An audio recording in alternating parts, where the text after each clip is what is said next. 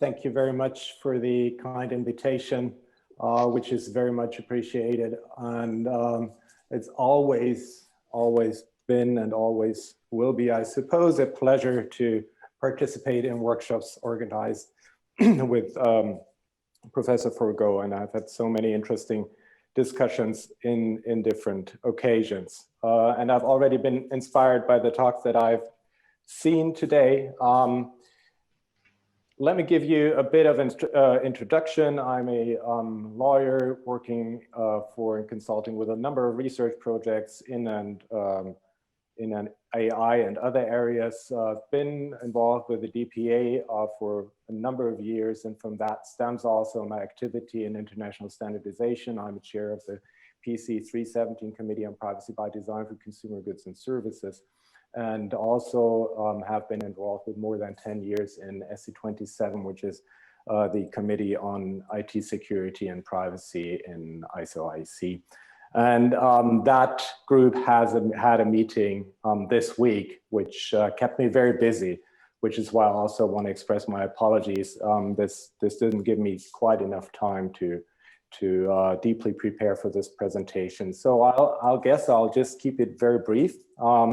Also for the sake of time for discussion. Overall, I titled this short impulse, Corona versus electronic media files in Germany, a tale of two different approaches. And I'll just use that as a brief example to maybe give some surprising analysis with regards rather to the shortcomings of the GDPR and take a different perspective to maybe from some of what the previous panelists have mentioned, which mostly I have to say I agree with their analysis. It's more that I guess that we need to extend further. Let's dive in. If we look into electronic media files, that's been a long and rough history. Early work started in 2004 when first legal regulations were passed in Germany, which allowed for filing of medical services with insurance companies. Then in 2015, speed increased, and I remember back from my DPA times that we were heavily involved with preparing that and doing first test runs on establishing a telematic infrastructure, as they're called it, quite sophisticated system on how data might be exchanged. That never got us anywhere, as I believe, in really improving a lot in that system. And now recently, the German Ministry of Health proposed the draft legislation for patient data protection. And effectively, that law allows access to that data for research purposes. And of course, these sets of data are very promising. As we've heard from other talks today, there is a lot of potential there in such records for improving research in health and avoiding effectively deaths in large numbers. However, what happened in 2020 is that the German Federal Commissioner for Data Protection and Freedom of Expression expressed his concerns against the law and these access clauses, and even went as far as announcing that he would use all his might to stop the law from being implemented because he thinks it violates European law. And while I do agree with Ulrich, from whom I stole the idea actually of making that little comparison, and I think pointing out to these shortcomings is a very good thing. I think it also shows the complexity of the issue to some extent.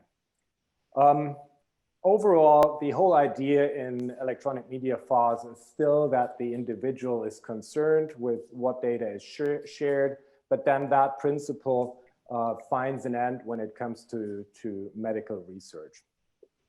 The other example I have is the recent COVID-19 app. It didn't start in 2005. It started in December 2019 when the when COVID-19 first appeared in Wuhan, China, as we all know. In March, the RKI in Germany proposed a centralized approach for COVID tracking. During that time, I was on a session in my Privacy by Design committee, and I watched all these efforts, and became very clear that it might be a viable approach to improve tracking with applications. So though I still have serious doubts whether that will be very effective, even despite recent research from Oxford University. But it was also very clear that if that should prove effective, we need a high adoption rate. And therefore I contacted a colleague at Google and said, hey, how about you implement something, because you and Apple together share some 90% of the smartphone market. So if you have something implemented, then that's gonna be the only chance that we'll reach adoption rates by any means. Also, I proposed to him that they would go down on a decentralized approach, because that was my assumption that the only way that people would consent to using such an app would be possible. Funnily enough, and I don't know whether that's connected to my intervention, in May 2020, that's exactly what Google and Apple then proposed to the public.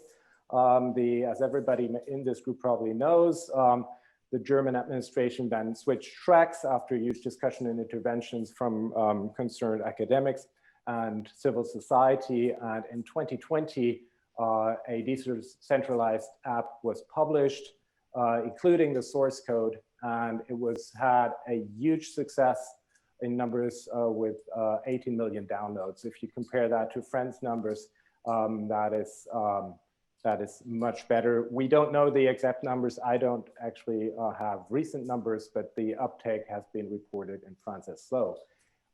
Bear in mind though, the French implementation, which was centralized, was acknowledged to be compliant with the GDPR. And so both solutions seem not to violate European data protection law. So what does that show us? Well, if you implement privacy by design, augmented with open source possibly, you may get improved acceptance of applications, and people might rather consent. On the other hand, legal compliance doesn't necessarily seems to imply acceptance, as the French examples show. Another thing that I would that I'd like to express, and that goes beyond a bit of what this simple tale shows, is that anonymization is not a one-size-fits-all solution in the context of AI.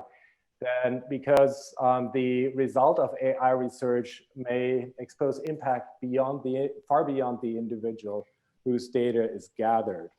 So, and that seems to be what I consider the problem that we have with GDPR-based approaches. They just don't cover a lot of the cases that we should be focusing on. And in that way, it may have been a distracting force in the discussion, because the concern that a lot of people probably also share is that the concentration of huge amounts of data with one or two key players is more at the core of the problem than the fact that I, as an individual, will have to give away data to a player.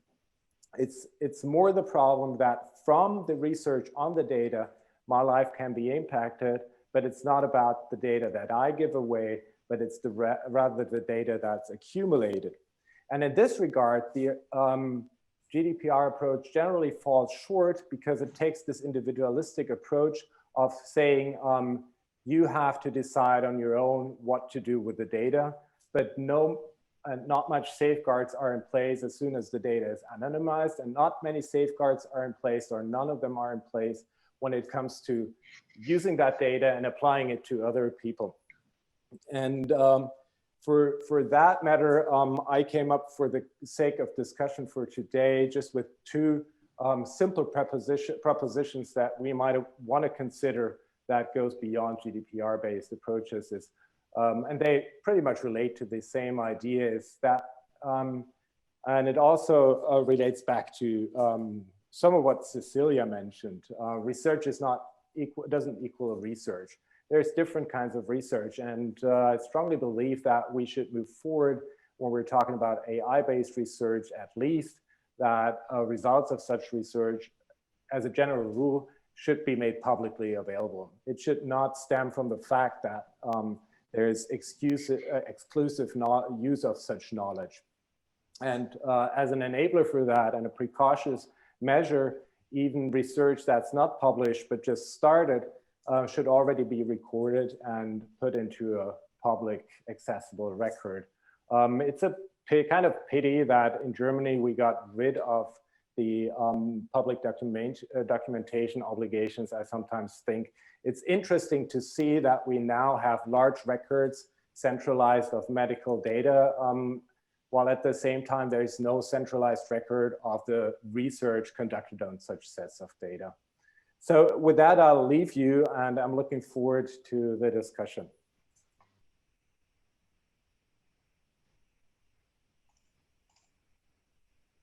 Great, thank you so much for your presentation.